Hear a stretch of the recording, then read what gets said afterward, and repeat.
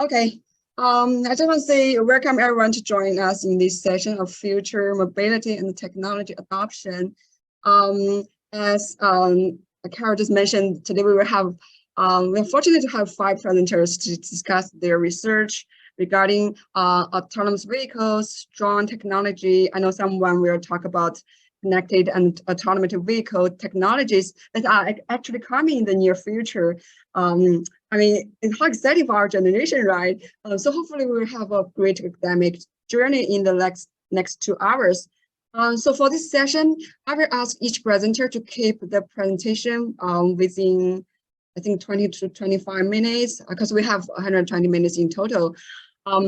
So we may include 1 or 2 questions followed immediately, if there are any. I would also suggest the presenter to give us a brief introduction indicating who you are, because we want to know your research and also you know, your university, your research interest, and so on. I would also encourage the audience, feel free to raise your hands showing you have questions. You can post your questions like what we did just before. It's your question and comments in the chat box. We will make sure to pick it up, or presenter can respond to there. I think hopefully we'll have 10 to 5 minutes at the very end of session. So if you have questions, the presenters, you can ask at that time as well. With that, if there are no questions now, we can move on to today's first presenter. Shubham, it's your time. Let me see if you're here now. I hope. Hello. Okay, good. You can show your slides whenever you are ready. Okay, so I do have a recording. Do I play the recording, or will you play that recording? It's on Google Drive. I'm not sure if I can play the recording if that's fine. Okay, I will check if, let me ask. Let me see. I don't know, Tarash, are we recording for this session? Yeah, so we started recording back with Pat. We're in the same Zoom room. Okay. Okay, good. Yeah, yes. Go ahead and share your screen, Shubham. Thank you. All right. Yep. Hello, everyone. Today, just give me a second. Sorry, we cannot see your screen right now. Yeah, Kentaro. Yeah, no, just give me a second. So Kentaro, I think I may have to let go before it shows yours. Yeah.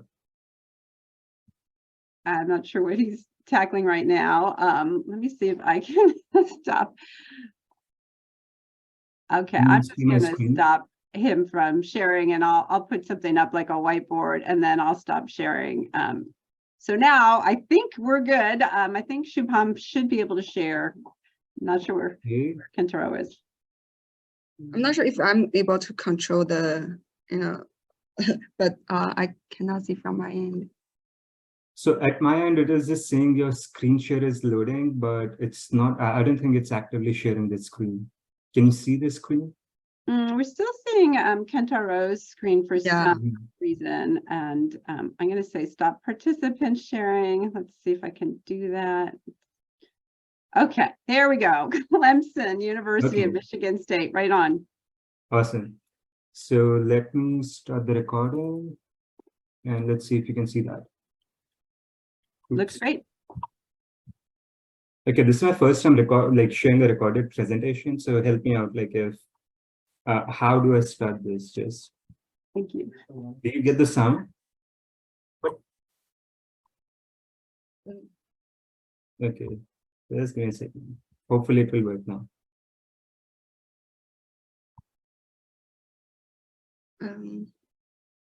Yeah, we can see your screen right now. Yeah, feel free to. As a community of transportation researchers, we conduct research on various aspects of automated vehicles, including human factors. So we would really prefer it if you presented, Shubham. We can't really hear your voice recording, and everybody's supposed to present live if they can. Right. Yeah, no, I'll do the live presentation. I was just trying this out. I was that. I wasn't sure like how this works. Only if something happens to you and we play it for you would we do that. All right. Okay. Can you see the presentation? Yeah, you're in view mode though, so we Yes. see. There you go. Go ahead. Okay. Yes, please. Awesome. So, hello everyone. I'm Shubham Agrawal. I'm an assistant professor at Clemson University in the Department of Psychology. I graduated from Purdue University and my PhD is in transportation engineering. Today, I will be presenting a study on a systematic review of automated vehicles deployment timeline.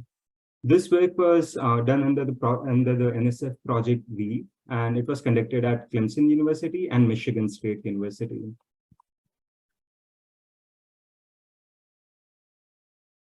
So as a community of transportation researchers, we conduct research on various aspects of automated vehicles. These aspects include human factor studies, safety analysis, connectivity, control mechanisms, infrastructure planning, and so on.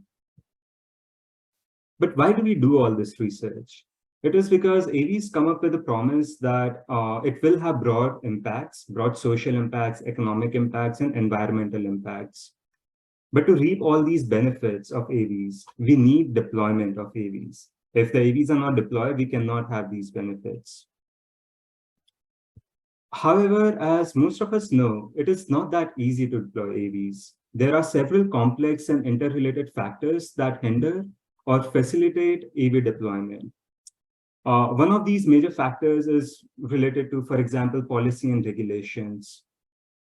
And due to these complex interactions between all these factors, policy, regulations, economic factors, infrastructure-related factors, technology, development, public perceptions, and so on, there are some uncertainties in the timeline predictions for AV deployment. So even though the question of an AV future has changed from if AVs will be there to when will they be there, the question of when is still not clear due to the complex interactions between the factors that I just mentioned. As a technology researcher from Arizona State University, Jameson Beckman mentioned, AVs have been just 20 years in our future for the past several decades. Now, although we work towards making AVs a reality as soon as possible, accurate timelines are needed by several stakeholders, including public stakeholders and private stakeholders. So, for example, a sudden shift to automated vehicles may create certain workforce-related problems, like it may leave several driving workforce jobless.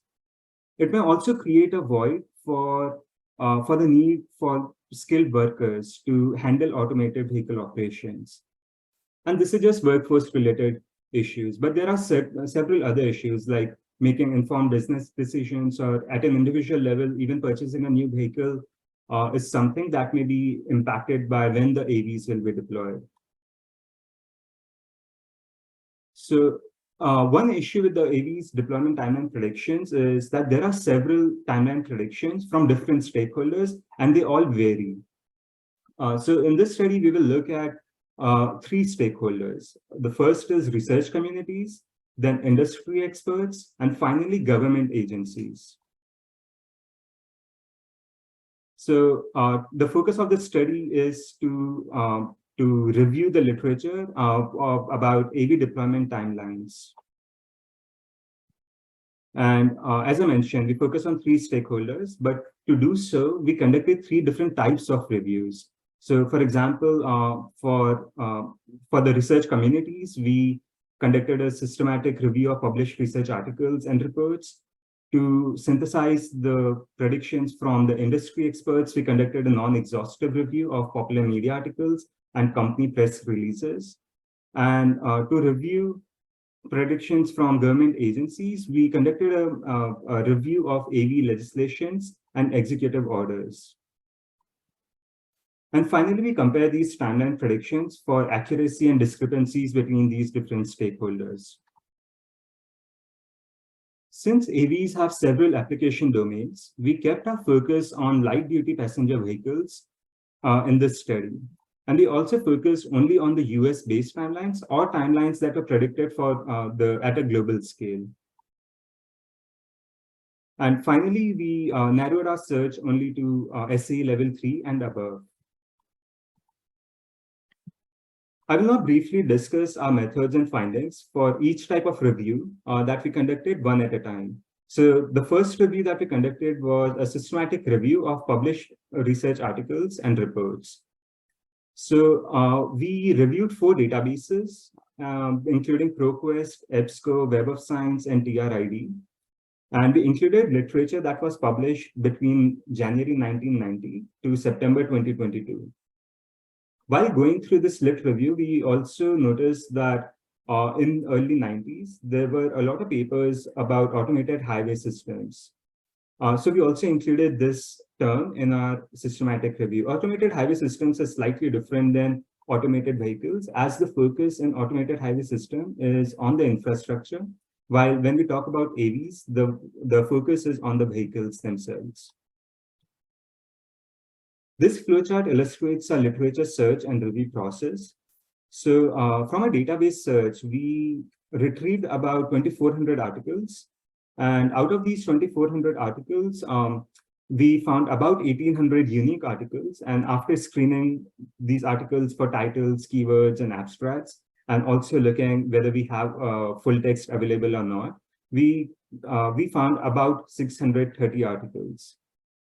Within these articles, we found that there were AV deployment timeline information in 100 articles.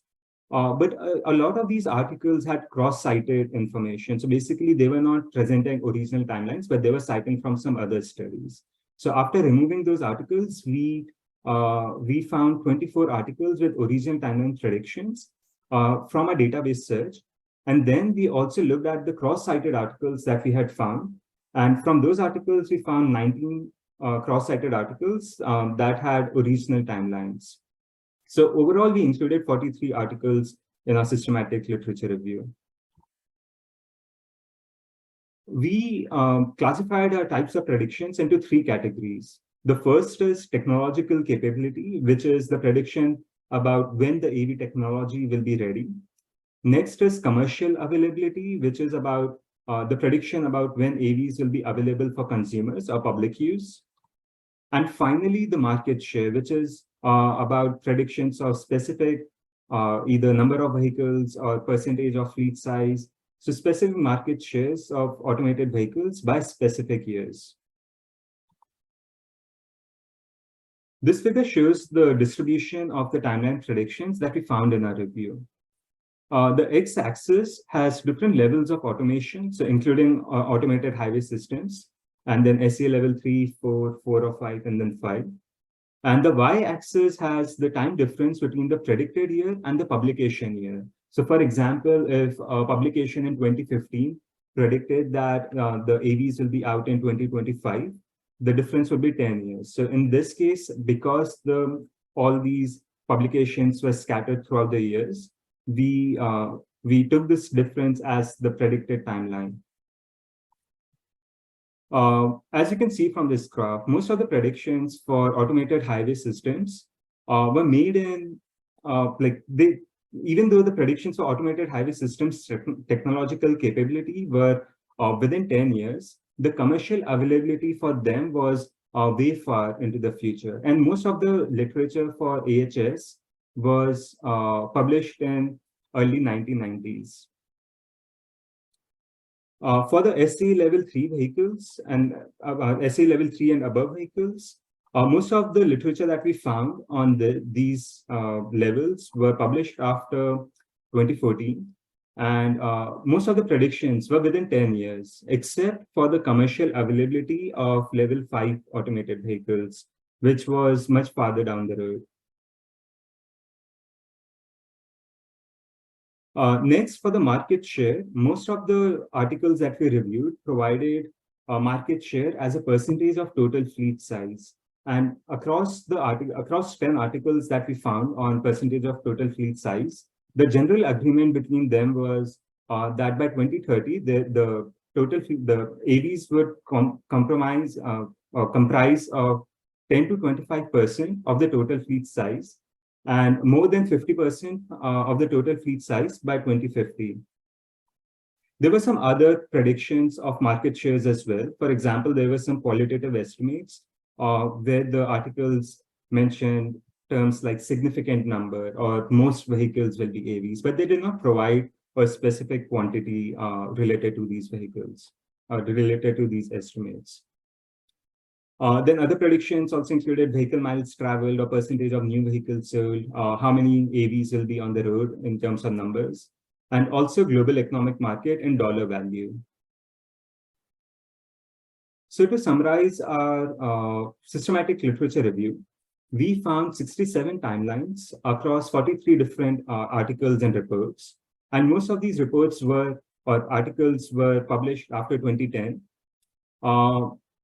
And another thing that we noticed that these articles lacked a consistent terminology for automated vehicles. And whenever the article did not mention what level of AVs they're talking about, we had to approximate the SAE level for that article based on the contextual information that was available to us. So for example, if a vehicle used self-driving cars or driverless vehicles, so we use these terms to figure out what level of SAE they are talking about.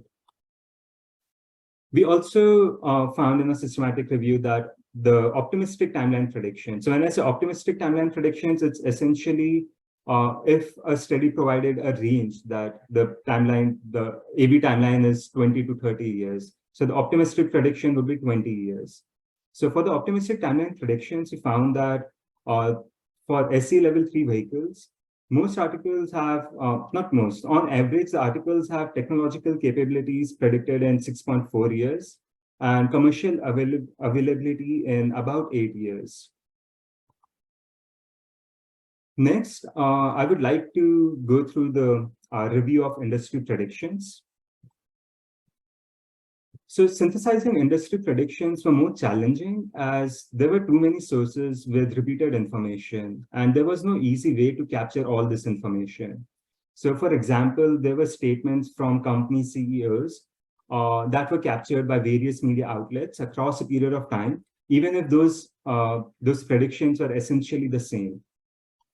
So hence, we conducted a non-exhaustive search to synthesize industry predictions. And our hope was to obtain a representative sample in this non-exhaustive search. So one thing to note is there may be some biases in this non-exhaustive search, but our review does provide us an approximate picture of what the industry predictions look like in general. So for this non-exhaustive search, we basically used either Google search engine or we also searched some newspaper databases such as US major dailies. For the industry predictions, we included articles that were published between January 2010 until September 2022. So for industry predictions, we divided these, we classified these predictions into two major categories. One was by event type and another was by sector. So in the event types, there were a lot of news about acquisitions and partnerships between companies, whether there was some public launch or public testings, or whether some companies received some permits. And finally, some timeline predictions from industry experts. For the sector, we classified into three sectors, which is private vehicles, ride-hailing, taxi or delivery services, and technological readiness. So a table for all these event types and all these sectors is, you can see that table in a published article. But today I will share only the timeline predictions across these three sectors, and I will not go into acquisitions and launch and testing event types.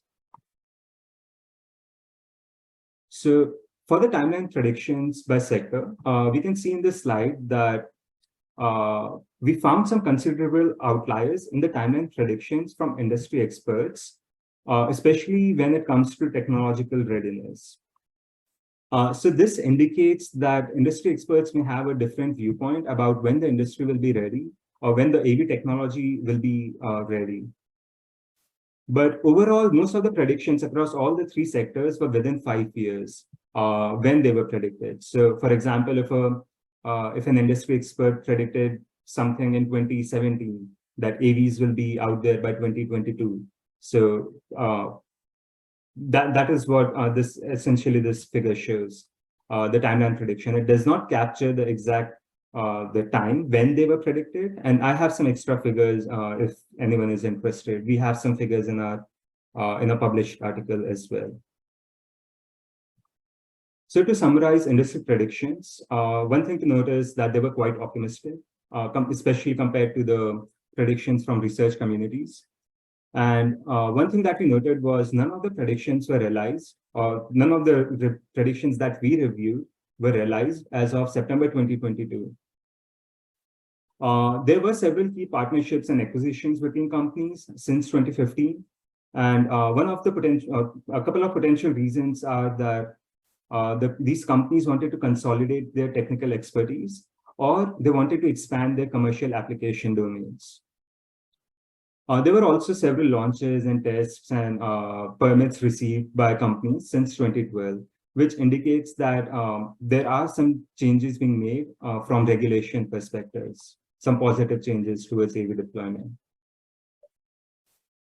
Finally, we reviewed the AV legislation timelines. And to review these timelines, we reviewed the Autonomous Vehicle State Bill Tracking Database, which is maintained by the National Conference of State Legislatures. This database archives all legislation activities in the US. So for this study, we only considered the AV-related laws that were, or bills that were enacted or adopted across all the US states and the District of Columbia. We did not consider bills that were shut down, vetoed, or were still in the committee. And at the time of the review, which was October 2022, this database was updated until July 20th, 2022. So we have reviewed all these legislations until July 20th, 2022. We classified the laws that were, we classified all the AV laws that we found in that database into 6 AV topics. These topics were inspired by a report on automated vehicle legislative issues by Dr. Sarah Hubbard in 2018. So the first topic is related to the task force. So these are the bills that essentially convene an investigative body to help advance AV deployment or testing. Next is related to AV-related insurance. Then we also had a topic related to funding, which included like whether the bill specifically set aside some money for AV research or pilot programs, or whether there were some changes in the text codes to accommodate AVs. Our fourth topic was related to commercial use. This included all the bills that outlined regulations for automated vehicles usage by on public roads by consumers or by private companies for testing. The fifth topic was related to testing specifically, which were all the bills related to any form of testing and any level of testing of AVs. And finally, we also included an AV topic related to platoons. Although this particular topic was not directly related to light-duty passenger vehicles, which is the focus of our study, platoons do relate to a broader AV technology. So we believe that including the legislation timelines about platoons may help inform about how the other AV-related timelines or AV-related laws are impacted. So this graph shows the cumulative number of states on the y-axis that have passed AV-related laws in these different AV topics that we have classified over the years. So as we can see from this graph, several laws were passed after 2016. Several states passed AV-related laws after 2016, but the progress slowed around 2019. So a most likely reason for this slow is COVID-19. And so most likely because of that, the progress slowed, and hopefully we will see some more progress in the coming years. And another important thing to note is that among all these 6 different types of AVs, um, there were very few states that have passed funding related laws, which shows the reluctance of several states to make a direct economic commitment towards AV development and deployment. So overall, most states have passed some form of AV laws, except for 7 states, including Alaska, Indiana, Maryland, Missouri, Rhode Island, Virginia, and Wyoming, as of July 2022. So to conclude this presentation, I want to say that this was the first effort to systematically review AV deployment timelines. And in our study, we found that none of the predicted timelines from either research communities or industry stakeholders were met at the time of this review. We also found that researchers were more conservative in their predictions compared to industry experts. And this is most likely due to 2 reasons. The first is that industry sector may have some unintended biases due to potential conflicts of interest related to finances or related to like their financial conflicts of interest. Or it could also be that public stakeholders and researchers may not have up-to-date technological data on automated vehicles that industry experts might have. Our review also suggested that regulatory barriers may play a crucial role in the realization of these AV deployment timelines. However, only 19 states had passed AV testing related laws, as we saw in our legislation timelines. Finally, I would say that please check out our article if you would like to see more detailed analysis of AV deployment timelines. And I'm happy to take any questions. And please feel free to send me an email if you have any questions or comments about this work. Thank you. Thank you very much, Shubham. I did see their questions, but I would like to hold that at the very end for the interest of time. So, and Shubham, you can also respond to that questions to Guy in the chat box. That would be great as well. So let's move on to our next presenter, Sailesh. I saw your name. I saw you, so if you can start with your presentation. Yes, sure.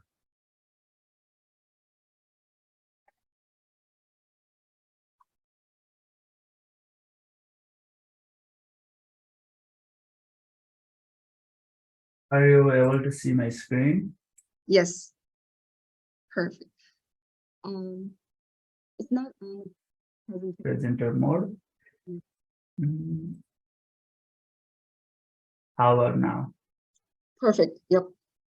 Go ahead. Okay. So hi, good morning, everyone. I'm Sailesh Acharya. I'm a PhD student at Utah State University. I just defended a few weeks ago. So, but I'm still at Utah State University. So today I'm going to present one of the part of my dissertation work, which is about the acceptance and demand of autonomous vehicles for long distance recreational travel. So this study comes from the public perception perspective. So let's get started.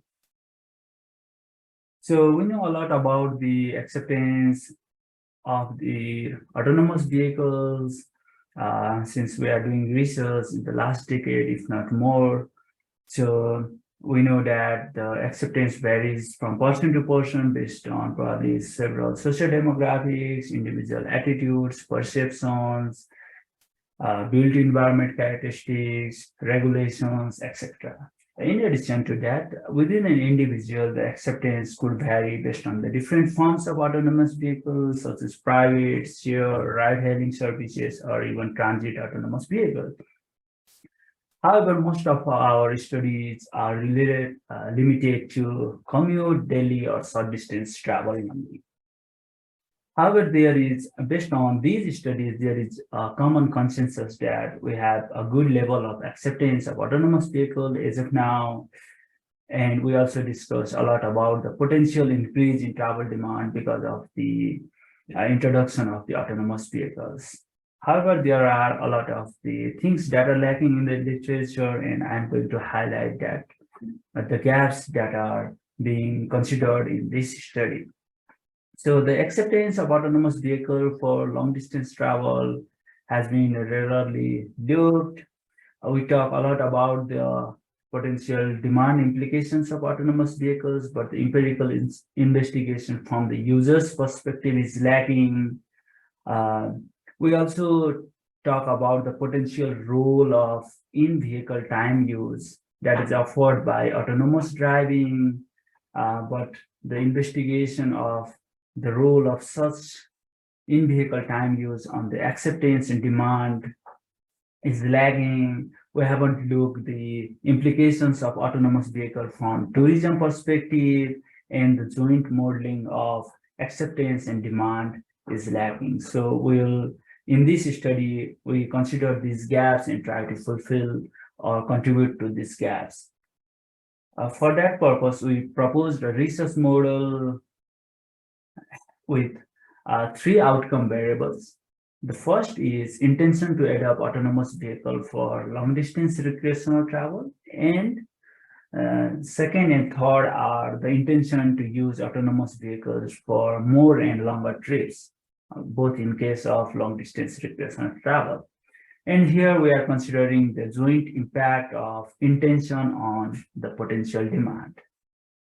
So with these outcome variables, we consider several socio-demographics, trip level characteristics, and time use variables such as travel-based activities and travel time usefulness.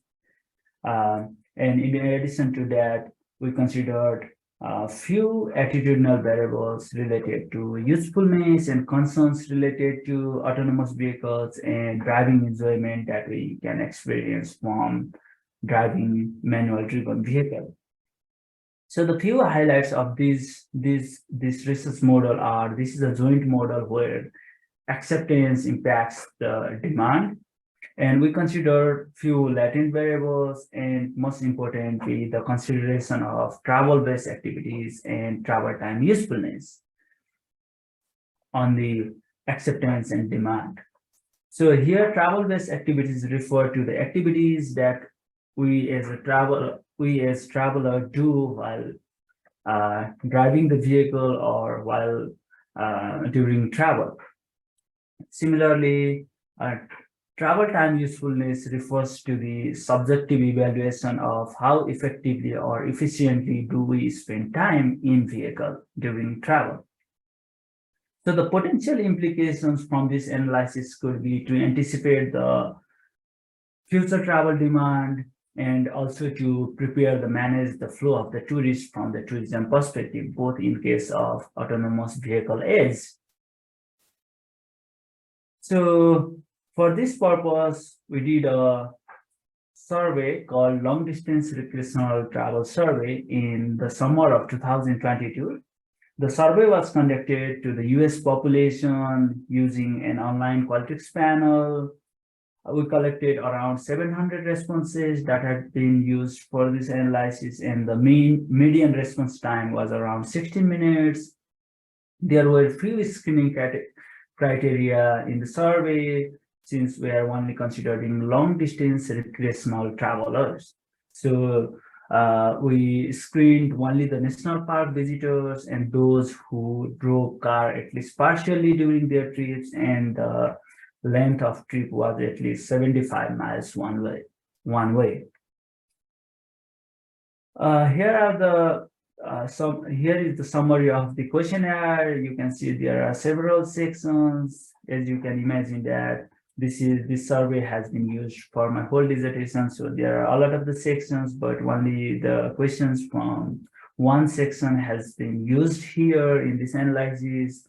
The section was related to autonomous vehicle scenario, where we asked questions about the intention to use autonomous vehicle for long distance recreational travel, and similarly, we asked questions related to what activities the travelers did during their last travel with a manually driven car.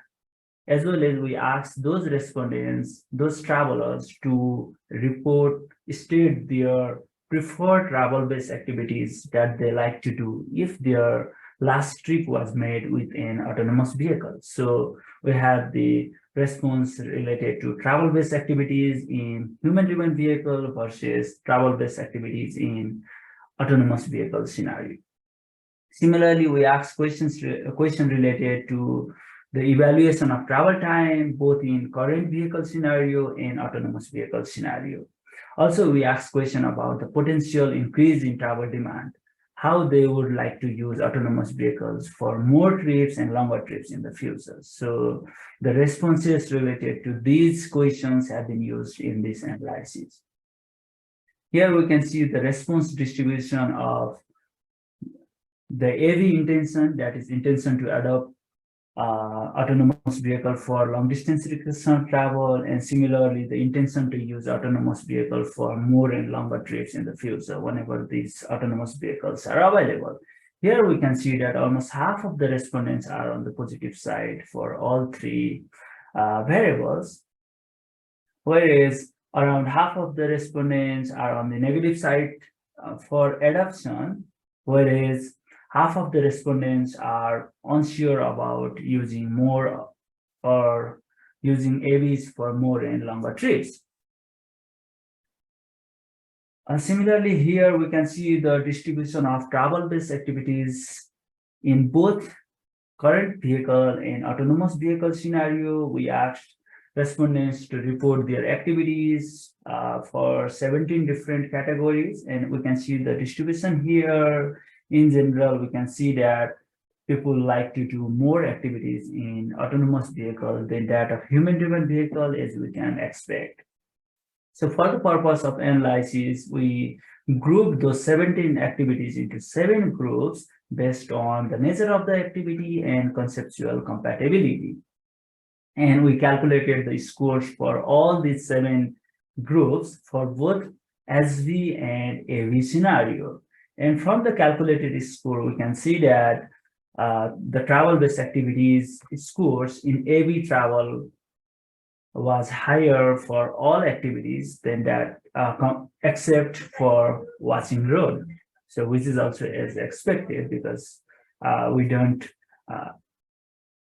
expect to watch road longer in autonomous vehicle than that of human-driven vehicle. Next is the distribution of the question related to travel time usefulness. So here we can see that around three quarters of the individuals rate their travel time in both SV and AV scenario as useful. However, we can also note that there is a slight decrease in travel time usefulness in AV travel than in SV travel. This is quite surprising at first glance, but I'll come back to this later. So here I'd like to present the primary findings of the analysis. The first is there is a positive significant impact of AV intention on AV demand. That is, the intention to use autonomous vehicles for more and longer trips will be higher for those individuals who rate the higher adoption interest of autonomous vehicles. This tells that the demand will likely be higher when the adoption interest increases, and we can anticipate that the adoption interest will be higher in the following years compared to the current. So higher the adoption interest, higher would be the demand.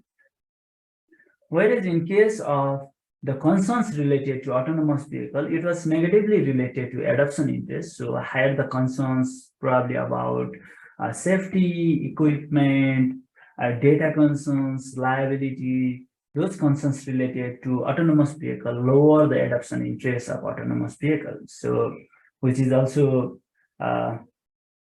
in line with what we can imagine. Whereas the concerns were positively related to the demand. That means even though individuals having higher concerns, so that they are likely to use AVs more when they accept those autonomous vehicles. So here we can see that the concerns will not hinder the demand if they accept the autonomous vehicles. So similarly, the usefulness was positively related to both intention and demand. So higher the usefulness or the usage of autonomous vehicles for that individual, higher will be the acceptance and demand. Whereas for individuals who enjoy the driving manually driven car, the demand will be higher for making more trips with autonomous vehicles. So probably this is due to the affinity to travel more, and those individuals would like to travel more even with autonomous vehicle.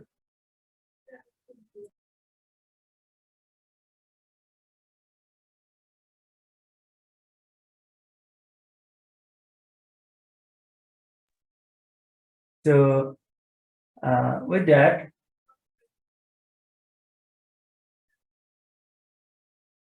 so other than that, we found the heterogeneity in both intention and demand based on several other socio-demographics, trip level characteristics, attitudinal variables, and travel-based activities and travel time usefulness as well. So I'll highlight the results related to travel-based activities and travel time usefulness here, because those are the key variables related to in-vehicle time use. So first is travel-based activities increase in AV travel compared to as we travel in general. And the activities having significant impacts in both intention and demand of autonomous vehicles are working, studying, reading, which we call as so-called productive activities, and other activities like interaction, entertainment, etc. So whereas in case of travel time usefulness, higher the usefulness of travel time, higher was the acceptance and demand of autonomous vehicles. So those individuals who rate their travel time more useful in AV had higher intention to adopt and use autonomous vehicles. However, we already saw that the increase in travel time usefulness in AV travel cannot be expected as of now. So a few potential implications: the demand of autonomous vehicle will keep rising with the increase in autonomous, with the increase in acceptance of autonomous vehicles. The concerns related to autonomous vehicles hinders the acceptance, but probably not the demand. So we need to, as a transportation planner, we need to prepare to manage the demand induced by autonomous vehicles. And here comes the roles of recreational destination managers as well. So from this study, we can see that there is a potential to increase the number of the long distance recreational travelers. That means probably the flow of the tourists as national parks and other destinations might increase. So destination managers need to prepare well ahead to manage the flow of the tourists, not only at the destinations, but also probably from but also on the way from the home to destinations of the tourists. So probably this might be a good time to think about public transport options to destinations, as we can see that most of the national parks and other tourism destinations lack public transport options, especially for long distance travel. So other takeaways include the potential for more travel-based activities in autonomous vehicle could revolutionize the travel, as we can see from this long-distance recreational travel case as well. However, there is still a question about the usefulness of travel time in autonomous vehicle travel. So I have been posing this question for the third time in this presentation. So here goes my interpretation about the potential lower travel time usefulness in autonomous vehicle travel. Let's imagine that you are driving a medium-sized sedan car for 10 hours. What would you probably do? Probably focus on driving and probably listening to music or talking to other passengers on the vehicle, or even talking on phone.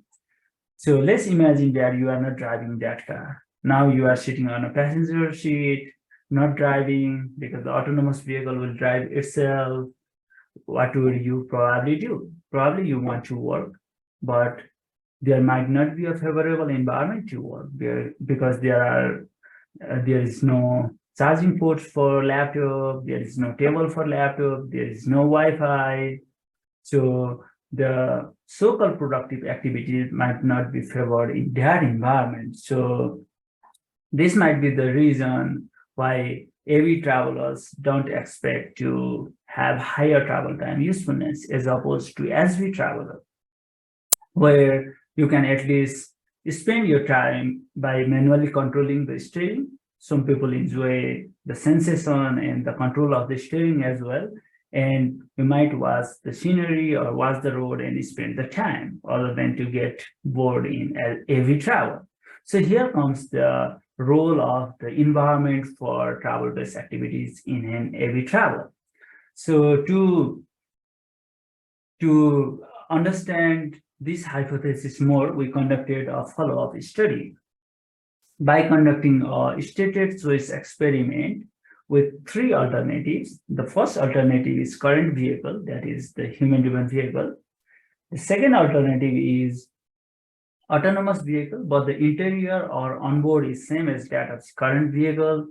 And the third alternative is autonomous vehicle, but this option has the sophisticated vehicle interior that you can do work and leisure activities very easily, so that there would be tables, charging ports, Wi-Fi, and other entertainment packages as well. So we conducted this choice experiment between these 3 alternatives and conclude that both vehicle automation and onboard or in-vehicle environment are important drivers of more choice in the autonomous vehicle travel when looking from the in-vehicle time use perspective. So people will likely prefer autonomous vehicle with work and leisure interior if they like to do more and productive activities in vehicle. So this brings the potential that autonomous vehicles will have higher in-vehicle time use usefulness only if there is favorable environment for those work and leisure activities. However, this brings a concern. So whenever we talk about the very favorable environment for work and leisure interior, we might think about larger size interior, comfortable interior, because the seats relaxing for the flexible seats for relax or even for sleeping, and having all those facilities in vehicle might lead to the larger size vehicles. So this brings the concern regarding the growing size of the vehicles over years, because we have been seeing the size of vehicle growing over years and years. So, and this will bring the concerns related to higher energy consumption and requirement for large road and parking spaces. So in summary, autonomous vehicles will not only increase the travel demand, but it will also pose the question about the higher energy consumption and requirement for large road and parking spaces. So this might be a good time to think about these negative consequences and act promptly. So this is all I have got today. Thank you. Thank you very much, Sailesh. I like your presentation, and I'm very interested in your following studies. Those are equally interesting topics. I wonder if there are questions for Sailesh from the audience. We can pick one question quickly. Well, if not, I have our third presenter here, Yukun. I did not see his name. Let me check again. I don't think he's present, so I'll play the recording. Okay, sure. Yep.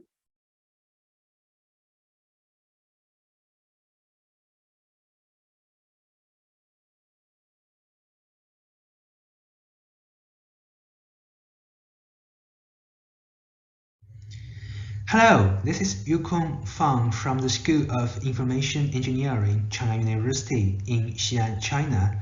Also, I'm now a joint PhD of the School of Civil Engineering, University College Dublin in Ireland. In this presentation, the damping behavior and the string stability condition of a CV platoon under multiple predecessor following topology are analyzed. Here you can see the title, and 3 keywords should be emphasized here. The first one is damping behavior, the second one is the string stability, and the third one is the MPF-Helly curve following model. So MPF here means multiple predecessor following. And what we will do is to analyze the damping behavior and the string stability of this model. This slide outlines the main content of this presentation. I'd like to begin this presentation with the research background and significance, including the introduction of the CV and the CV platoon like this. And then it's the derivation of damping property under MPF topology. Followed is a concrete case study, like we proposed a weighted MPF-Helly model to see the damping property and the string stability of this model. And followed is a numeric analysis to see the applications of the proposed model. And finally is the conclusion. Okay, now let's begin from the research background and significance. Connected autonomous vehicles have shown significant potential in traffic mobility, road capacity, operational safety, and sustainability. For example, when several vehicles form a vehicle platoon, the road capacity and energy economy can significantly improve. And among the research on CV performance, stability and oscillation of a vehicle platoon are attracting more and more attention. Platoon stability is studied using either an internal stability or a string stability perspective. Internal stability is defined for an individual vehicle, and it means the ability to converge to a given trajectory. However, our focus is on the whole platoon, so we emphasize string stability here. So, string stability means the ability to restrain the error propagation along the platoon. Also, platoon damping oscillatory behavior is a natural property of a CV platoon that is independent of imposed perturbations. It will cause cyclic deceleration and acceleration with origin on interactions between slow-moving and fast-moving vehicles. Here, this video shows a real CV platoon in a field test, and we will see very obvious oscillation phenomena in this video. Please see that. And please pay your attention on the last vehicle. We see that it first accelerates and then deaccelerates. So this oscillation will lead to driving discomfort and excessive energy consumption. And to solve this problem, we want to, first of all, to analyze its damping property first to see whether we can find some way to dampen this oscillation. Now, considering a platoon consisting of homogeneous CVs on a single lane under MPF topology, here n is the number of the predecessors to follow. For example, this vehicle, it will follow this vehicle and this vehicle, and it will take the information of the predecessors' 2 vehicles as the control inputs and calculate the acceleration. The second order longitudinal dynamics of the vehicle under MPF is formulated here, like this, and the control output, in fact, is the acceleration, is related with first the space headway between eagle vehicle and previous n vehicles, and also related with the velocity of the eagle vehicle. Also, it's related with the speed difference between eagle vehicle and the previous N vehicles. We will now derivate the damping property of the CV. So, assuming there is a slight disturbance on the eagle vehicle, the disturbance can be either on the space headway or on the velocity.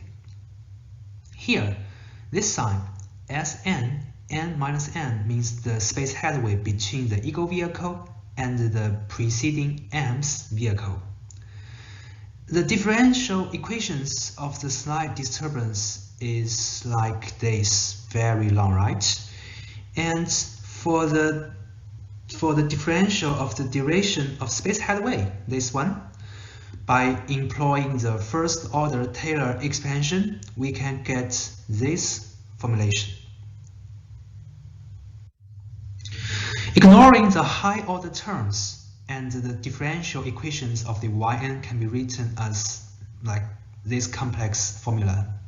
Okay, just forget these complex mathematical things and let's rewritten it in a simpler way, like this.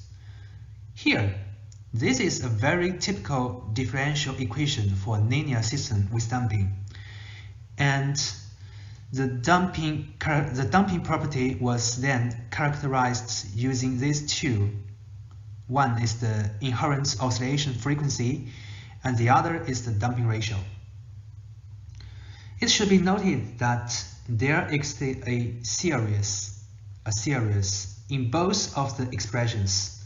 This series can be approximated by harmonic series. For the limited time, details can be discussed after the meeting through email. In one word, this series indicate what? Indicate that the oscillatory behavior is jointly determined by the preceding vehicles, and the closer the preceding vehicle to the eagle vehicle, the large impact it will have be on the eagle vehicle. And we know that for a system with damping, the damping ratio Xi, smaller 1 means it's a underdamped system, equal to 1, a critically damped system, and when the damping ratio is greater than 1, it's an overdamped system.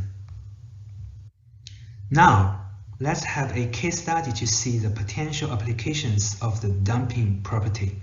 The case study is that we proposed a weighted MPF-Helly model to see the, first of all, damping property and then the string stability of the CV platoon under multiple predecessor following topology. To introduce the proposed weighted MPF-Helly model, we like to introduce Helly model first. Helly model is a commonly used linear coupling model under predecessor following topology. Here, linear means the sensitivity parameters here, lambda x and lambda v, are linear to the space headway and the speed difference. This parameter tau here means the reaction time, and the S0 is the safety gap. We then extend the Helly model to the weighted MPF-Helly model. That means this model is for the multiple predecessor topology.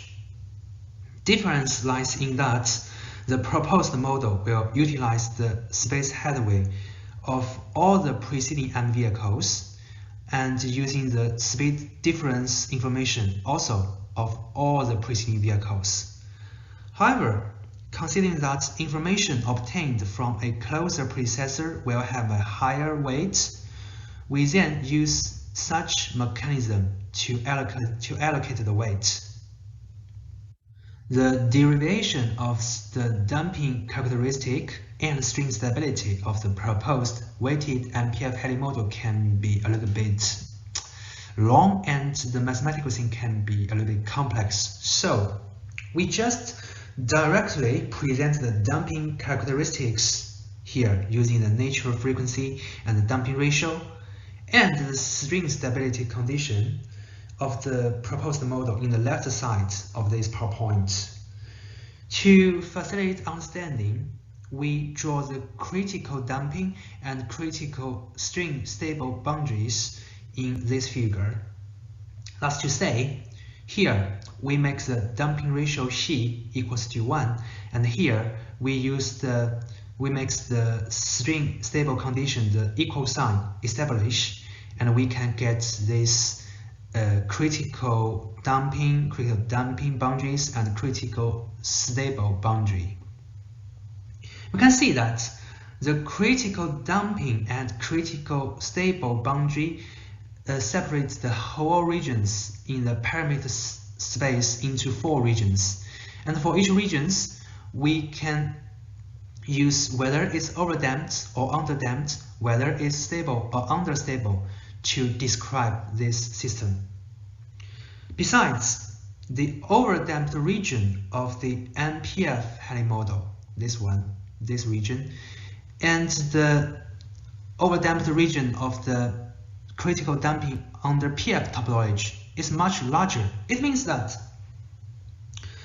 the damping effect under MPF-Helly model is much stronger than that under the PF topology.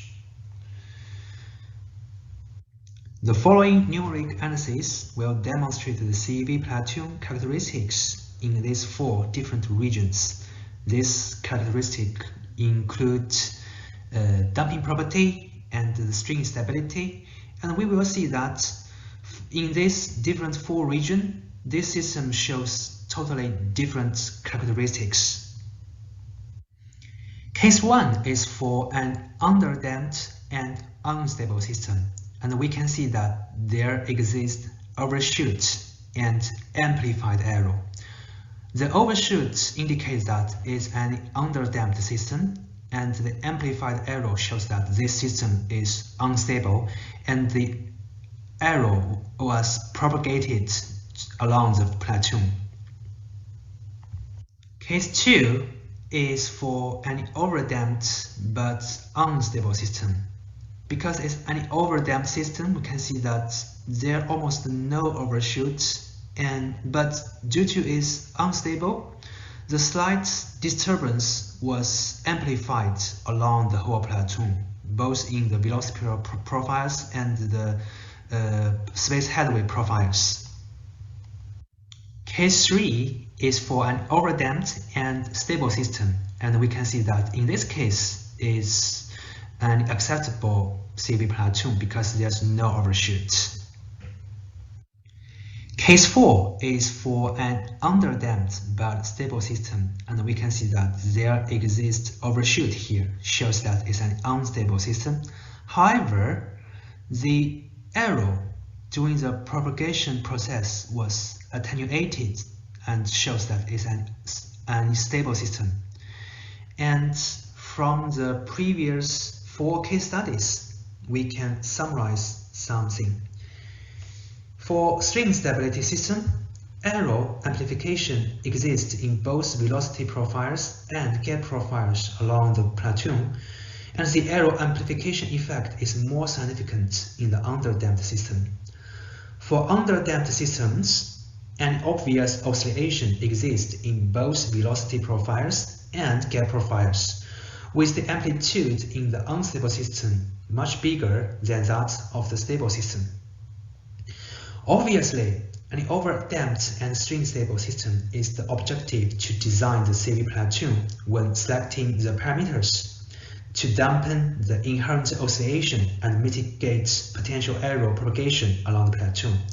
However, extremely large damping intensity Xi, the damping ratio Xi here, will lead to a long settling time.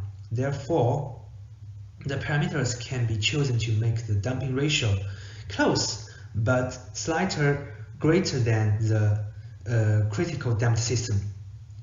It can be inspired in terms of the numeric analysis that, besides the string stability, the damping characteristics should be also considered in a vehicle platoon system design, since proper utilization of the damping property can effectively restrain the oscillation in the system and reduce the amplitude of the propagated error. An important trait shown by the numeric analysis here is that the converged distance gap between the ego vehicle and its front vehicle for each individual in this platoon is different. Like this one, it has the space headway converged to like 12.5, and this approximately like 9.5. They are different, and the difference, the reason can be that can be explained by the difference in the number of the following predecessors. Since m, like the number of the predecessors, is set as 5 in this simulation, the number of the predecessors of the front 4 vehicles in the platoon is different from that of the vehicles in the back of the platoon. So that leads to the difference on the convergent space headway. Now it is time to summarize our work. In this work, we derived the damping property for a CV platoon with second-order longitudinal dynamics under MPF topology, and characterize this damping property using inherent oscillation frequency and the damping ratio. We demonstrated the weighted MPF-Helly model, which is an extension of the original Helly model from predecessor following topology to multiple predecessor following topology. Damping characteristics and string stability condition of the proposed model are presented, and it can be seen that these two characteristics can influence each other for a CV platoon, and proper utilization of the damping property can effectively restrain the oscillation in the system and reduce the amplitude of the propagated error.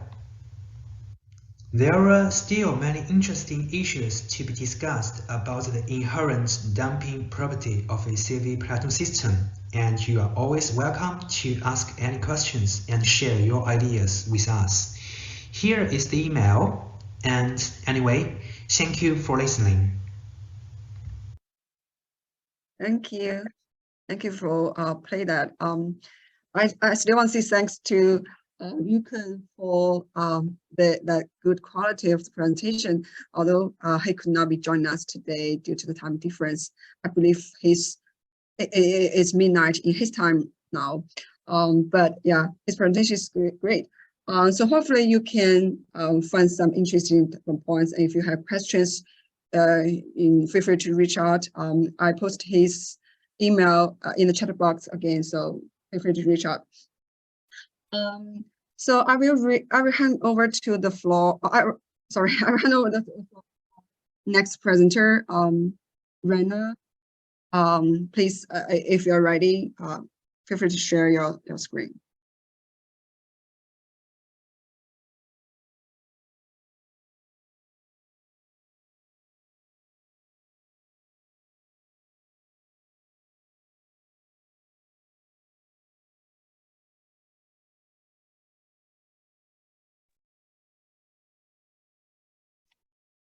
Hello, everyone. My name is Rana Tarabay. I'm a PhD candidate at the Ohio State University in the Civil Engineering Department. My research interests include emerging technologies in transportation and behavioral modeling with discrete choice analysis. It's my pleasure to present my research work with Professors Rabia Mshalani, André Carrel, and Mark McCord. My presentation is entitled The Determinants of Prospective Ownership of Automated and Autonomous Vehicles, an Empirical Stated Preference Investigation.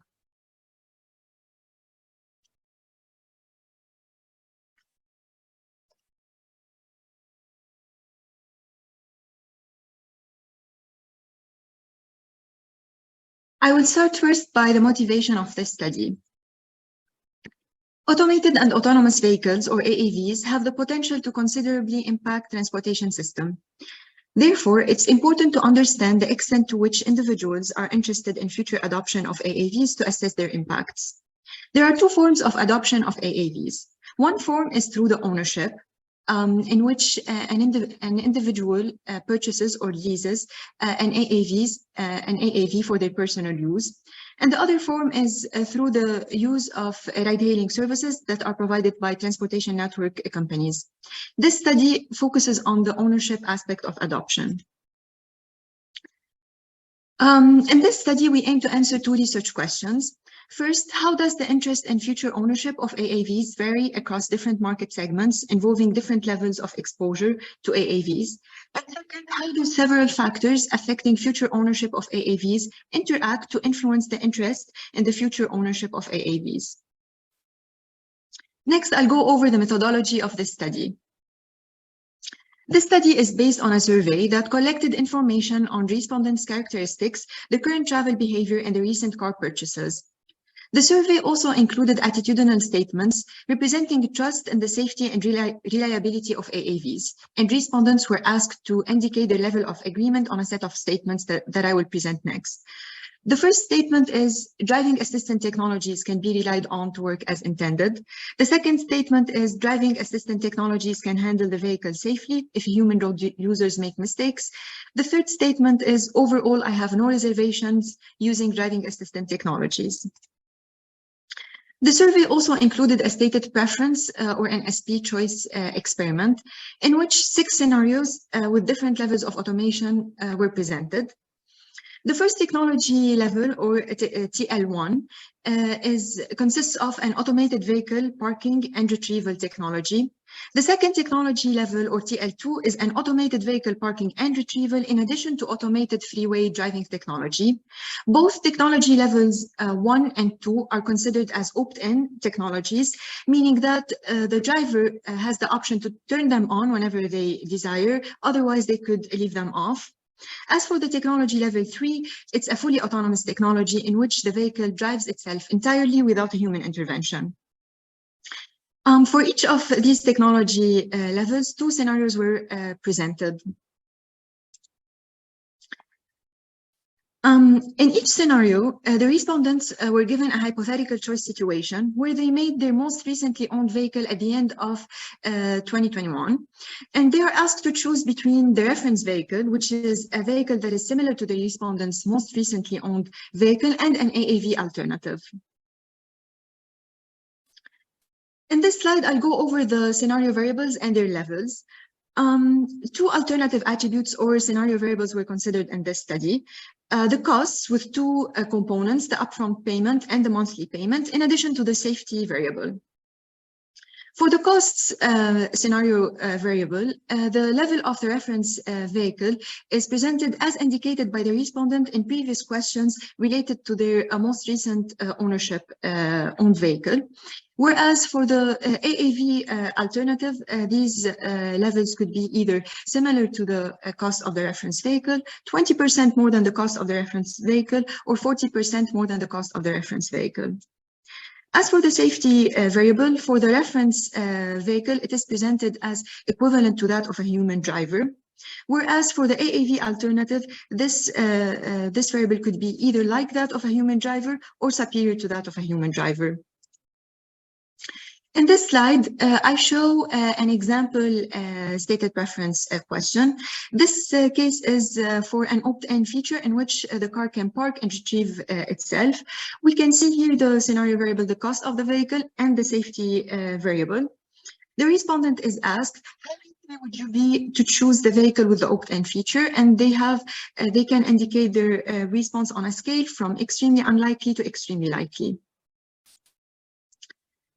As for the data, the survey targeted 5 urban areas in the US, and those were Cincinnati, Cleveland, Columbus, Indianapolis, and Pittsburgh.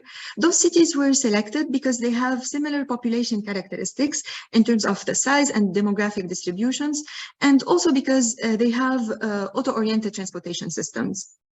The final sample size for this study was 374 subjects, which was reached after rigorous data quality control and cleanup. The total data points were 2,244 points, and this number is obtained by multiplying the final sample size with the total number of scenarios, 6 per subject. In order to better understand the factors affecting the ownership of AAVs, we estimate a hybrid choice model that integrates a latent variable model with a discrete choice model. In this model, the trust and safety and reliability of AAVs is represented as a latent variable or as an unobserved variable that could be indirectly measured using indicators which are the statements that I presented earlier. The utility function is a function of the latent variable trust and the observed exogenous variables, such as the socio-demographic characteristics and the scenario variables. Next, I'll go over the results. This slide shows the estimated parameters for both the choice model and the latent variable model. The choice model included several variables related to demographic, and those were the female variable, the age variable, the level of education, and the trust variable, which is considered a latent variable. In addition to two interaction terms, the first interaction term is an interaction between an indicator variable that represents having or not children in the household, which is interacted with the trust variable. Another interaction term is a physical disability and trust, in which physical disability is also included as an indicator variable that is 1 if the individual reports having a physical disability and it's 0 otherwise.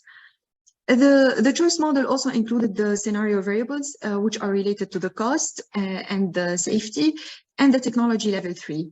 For example, the safety variable here is an indicator variable that is equal to 1 if the level of this variable is presented as superior to that of a human driver. Similarly, technology level 3 is an indicator variable that is equal to 1 if the technology level presented in the SP scenario is an autonomous vehicle and it's 0 otherwise. We also included an indicator variable that represents the city in which the individual or the respondent resides.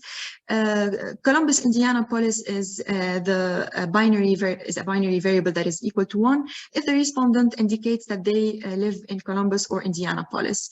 We also included an interaction term with this variable with the technology level 3 indicator variable.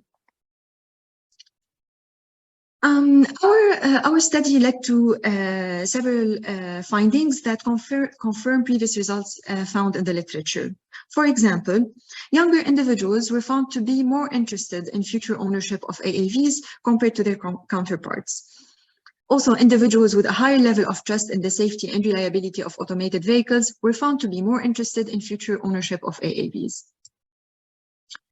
The study also found several new results. One of these results is related to the interaction term between the children indicator variable and the trust latent variable.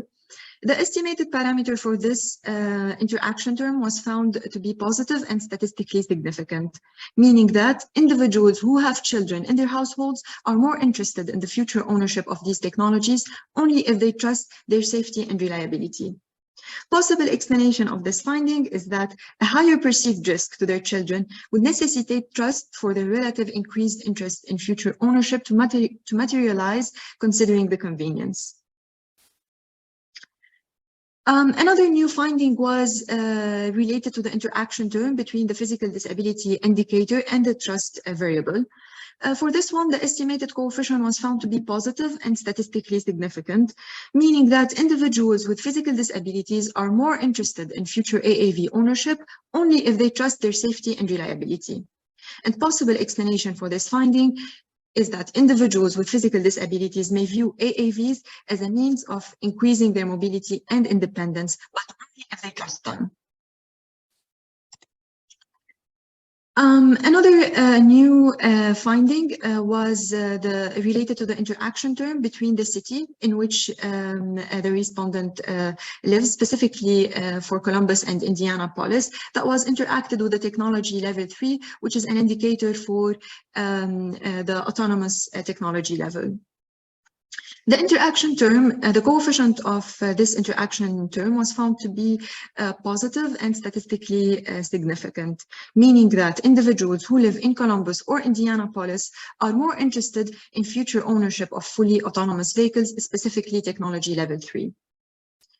This could be attributed to the AV-related marketing efforts, like the AV shuttle demonstration projects that happened in Columbus and Indianapolis during the 2 years before the administration of the survey, which increased the exposure of their residents to such technologies and led to a relative increased interest in adoption. To summarize, this study investigated the factors affecting the prospective ownership of AAVs. It used data collected from 5 US urban areas and included information related to demographic, recent vehicle ownership choices, attitudes, and stated preference scenarios. We estimated an integrated latent variable and choice model, and our results provided valuable insights for policymakers and industry professionals to develop effective strategies and plans for incorporating AAVs in the transportation system. Finally, we would like to acknowledge the roles of Ford Motor Company, Mark Sullivan, and Cultrix in this project. Thank you so much for your attention, and I'm happy to take any questions. Thank you very much, Rana. Since we are kind of ahead of time, we can pick up some questions from the audience if there are any. So please feel free to ask questions.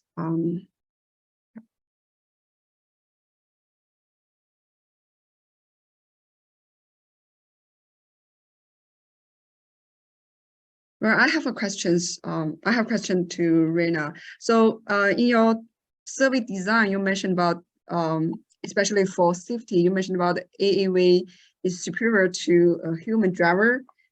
So for that question, did you just ask the general or overall feeling of the participant, or you break down that question into specific matrices? For example, AAV may provide advanced warning, or you think it's more accurate in detecting comprehensive surroundings. So it's what kind of questions you ask in terms of the safety? So you think that's superior? Yes. First, the safety here is considered as a scenario variable, meaning that it shows in the stated preferences scenarios. So I'm here showing the example of the stated preference question that included the scenario variable. First, we presented to them the information about the reference vehicle, which is similar to their most recently purchased vehicle, and then we showed them the option of the AAV alternative. And for that one, we also presented them with the scenario variables, cost of the vehicle and safety. For example, in this case that I'm showing over here, the safety variable was indicated to be superior to that of a human driver. So the level here that was shown is superior to that of a human driver. And for the reference vehicle, because it's considered as reference, the level of this variable was considered similar to that of a human driver, since it's not an AAV option. So it's basically showed as an attribute or a scenario variable in the scenarios. Thank you. You know, sometimes I guess it's not a question, but more like my curious about, based on your study, do you think in your study participants are quite understand the difference between autonomous vehicle and automated vehicle? Because sometimes I'm confused about these two concepts. So do you have any like interesting findings from that? Yes, that's actually a good point. In our survey, we tried to make that difference clear. Specifically, in the case of the scenario variables, we presented some graphs and illustrations that actually show the exact functionalities of each of the technology levels. So, for example, for the first technology level, which is related to the parking, to the feature related to the parking and parking retrieval, we showed the participant exactly what we mean in this case with the specific illustrations on how this would work actually if that option is to be existing in the future. Thank you. Thank you. Any other questions? All right. Thank you again, Rana. Thank you so much. Let's move on to our next presenter, Jiaqing. If you're ready, please. Yeah. Okay, great. Thank you. Okay. I share my screen.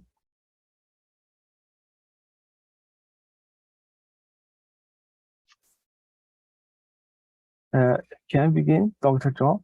Yes, go ahead, please.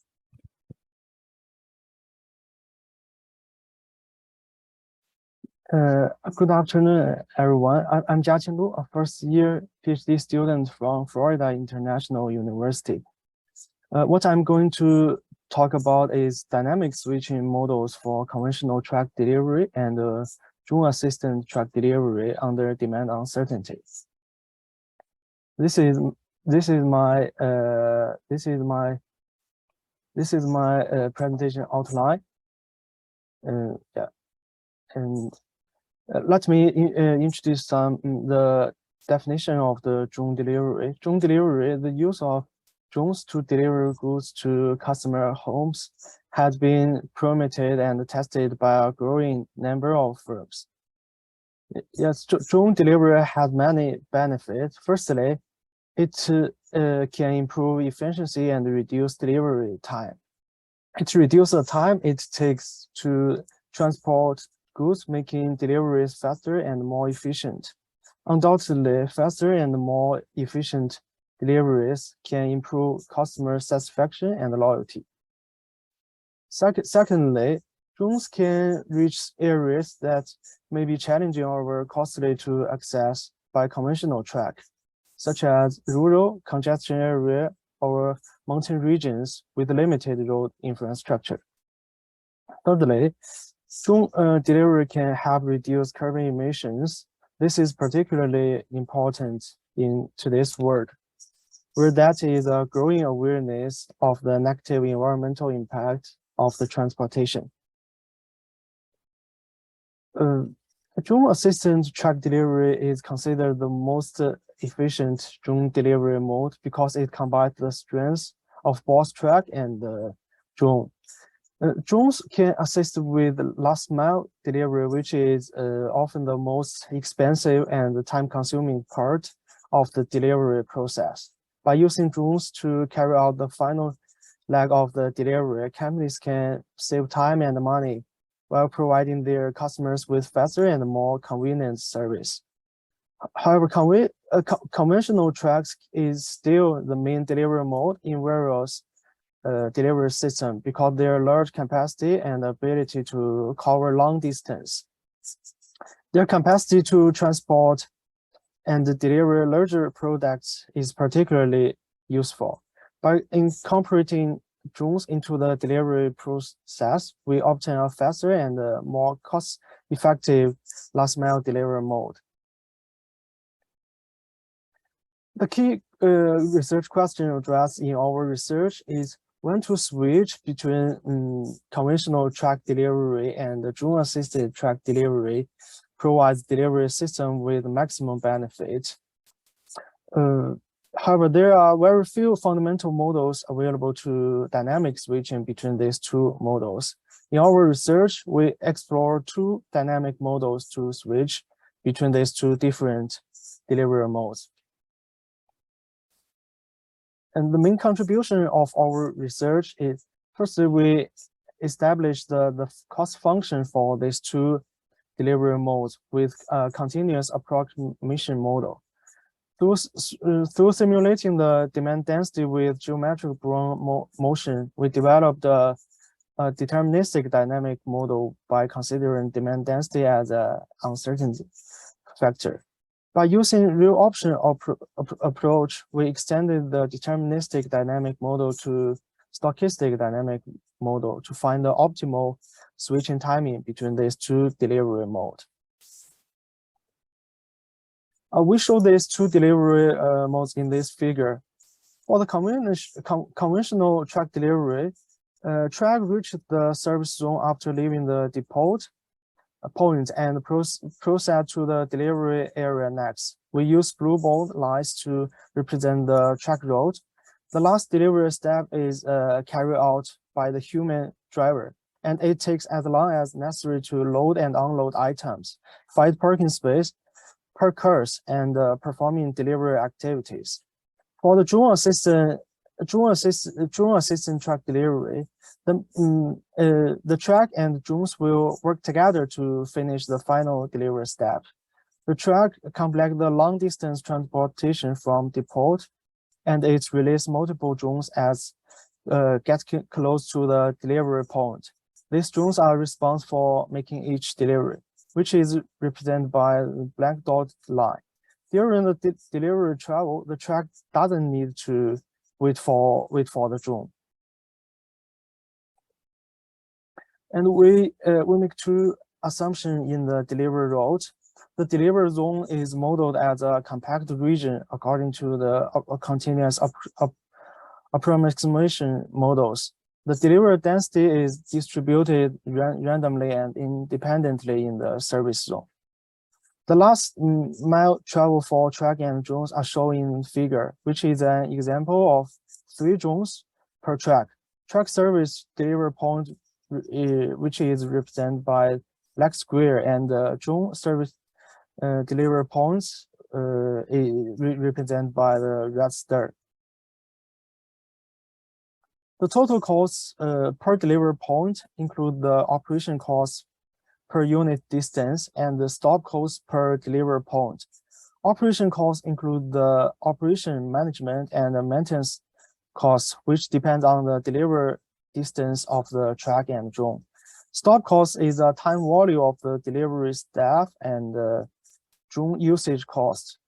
Through these two equations, we can get the costs per delivery point. Because we require calculating delivery costs for the entire service area, we need the average cost per delivery point multiplied by service zone and the demand density. Also, we can calculate the overall cost of the drone assistant track delivery by the similar equation. Based on the two cost function, we can construct a cost saving function in the scenario of operating in conventional track delivery relative to drone assistant track delivery. To model the dynamic switching, the demand density of delivery point customer is not static as it changes over time, which is simulated by the geometric Brownian motion. To adopt to this dynamic nature, the urban logistics system provides real-time data, enable the dynamic decision-making on whether to switch between conventional track delivery and drone assistant track delivery. For the deterministic dynamic model, we need to accumulate the costs over all time period and decide whether to switch by comparing the cumulative cost of different delivery modes. We consider two cases. If switching cost is not considered, the switching decision is based on the cost difference. Whenever the cost difference between the two delivery modes become greater than 0, the system will automatically switch to the model with the lower cost. In this scenario, there is no additional switching cost influencing the decision-making process, and the switching is made whenever there is a clear cost advantage for one delivery mode over the other. If the switching cost is considered, the decision to switch between delivery modes is based on whether the cost difference exceeds the switching cost. In this case, the system assesses whether the cumulative cost difference reaches or exceeds the switching cost to ensure that each switching operation is worth enough. By using the real option approach, we extended the deterministic dynamic model to stochastic dynamic model to find the optimal switching timing. The marked entry-exit real options is a decision marking tool that is particularly useful in analyzing switching problem in dynamic and uncertain environments.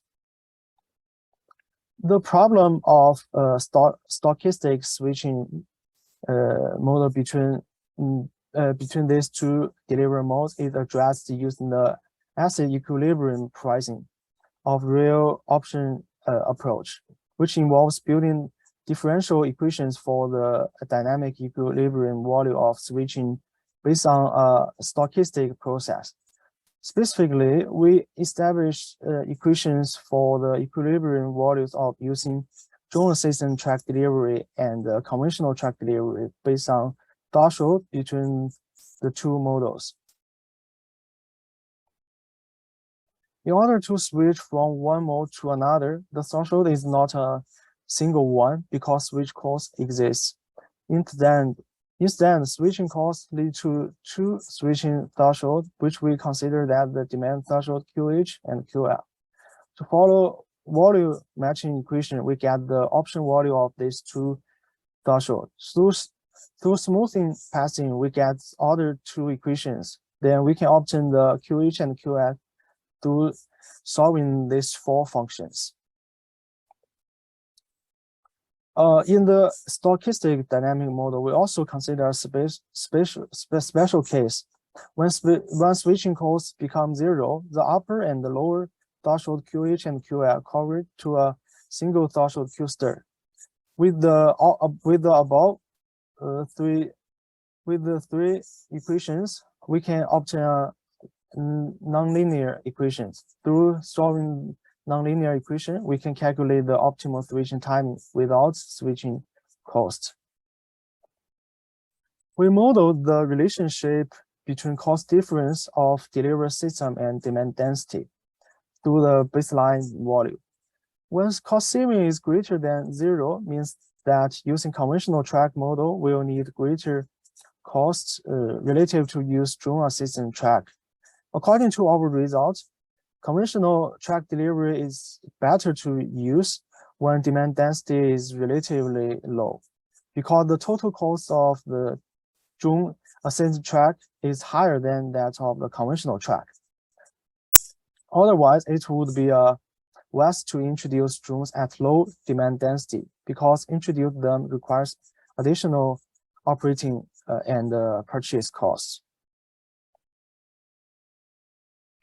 The figure plot the total system cost between conventional track delivery and drone assisted track delivery. The switching in time and switching out time are represented by the intersection of different models on the graph.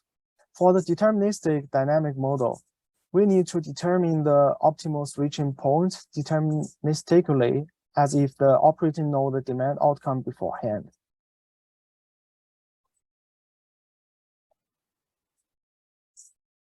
When switching cost is zero, there is just one threshold Q star.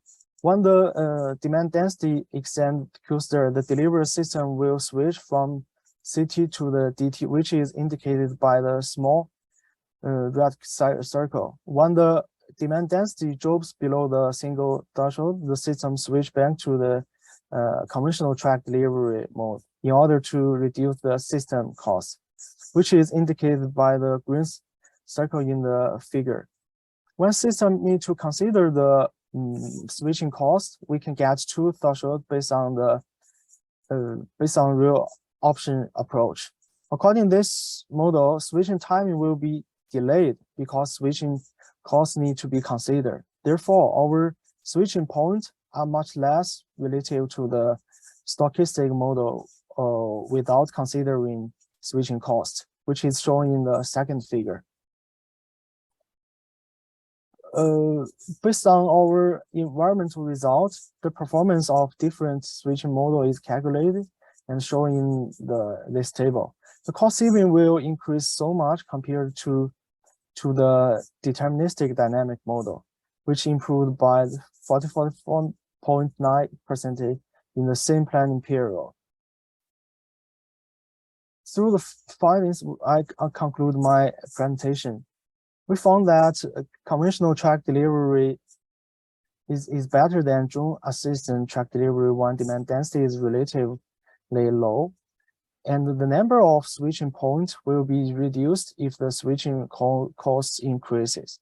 The switching point will be delayed because it needs to satisfy that the benefit borne by each switching is greater than the switching cost. Relative to determinist dynamic model, the performance of the stochastic dynamic model can improve the cost saving by 44.9% under 120 days simulated demand density.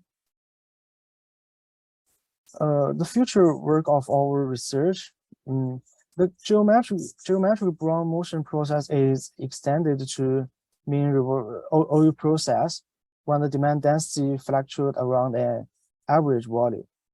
Secondly, we will introduce other delivery mode in our switching model, such as the one-to-many June, e-scooter, and e-bank. Thirdly, we need to consider demand jump in the future because the delivery system is subject to demand spikes or plus due to the unexpected events such as COVID-19. In the future, we also will consider the stochastic of other parameters such as the speed of track and June. Yeah, this is the end of my presentation. Thanks for listening. Please feel free to contact me if you have any questions. Thank you very much, Jiaqing. And any questions for Jiaqing? Well, I can start with a quick question. I'm not an expert in the modeling area, but I was just questioning, wondering if you could provide some background. I may have missed this at the very beginning, but I wonder in practical meaning why we need change or switch from a traditional delivery mode to a drone assisted mode, delivery mode, or switch back. Are there any, do you think an application where you want to use that switch back and forth? Yes, with our experiment result, we can find in the when the demand density is low, the conventional track delivery is more the cost is lower than the drone assisted track delivery. So when the demand density increase, the drone assisted track delivery may be better to reduce the delivery system cost. So it's better to design a switching model to dynamic switch for the delivery system to reduce the cost. Yes. Okay, I guess my question was, are there scenario, for example, if in this urban area you want to use a drone assistant mode to deliver stuff, or as some scenario like associated with hazardous materials that is not appropriate to delivery. It's general background why these two modes want to switch back and forth. That was my question. Yeah, I think urban delivery system the demands. Sorry, Dr. Zhou, can you say again? Yeah, I was just wondering, so in the background of your research idea, because there are two modes to switch and back forth you want to test. I was just curious why or what kind of scenarios that this can be applicable to do. Sometimes I want to do conventional delivery, and at some point, okay, I want to switch to a drone assisted delivery mode. When the delivery operator have the track and the drone in their system, they can switch, and the track will take the drones at the launch of the track. So the delivery system can switch. Otherwise, if the delivery system doesn't have the enough drone to install in the track, so it's maybe not good, not suitable for our switching mode. Okay, thank you. Let's see if we have questions from the audience.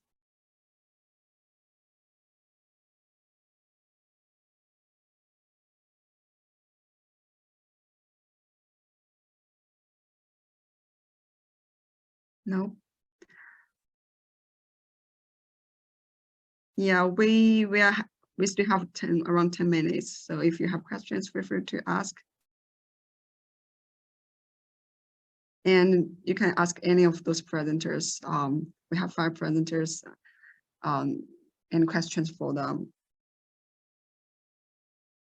If not, I'm going to close the discussion of this session. I would encourage you to reach out to them through emails, and because this session is recorded, has been recorded, so you can request for the video after that. I think the conference can provide you with the video. I want to thank you all for joining us today, and thanks Kentaro for coordinating this Zoom meeting, and especially thanks for all of our awesome presenters who brought great research updates and also keep the time of the presentation. I do appreciate that. With that, I want to thank you all, and I hope you have a great day. All right, thank you. Bye-bye.